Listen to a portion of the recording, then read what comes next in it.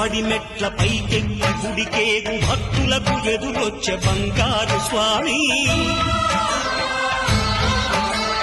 ఇరుముడులు స్పృశించి శుభమనుచు దీవించి జన బృందముల చేరే జగనేడు స్వామి తన భక్తులనరిల్చు తప్పులకు తడబడి ఒక పక్క ఒరిగెన ఓంకారమూర్తి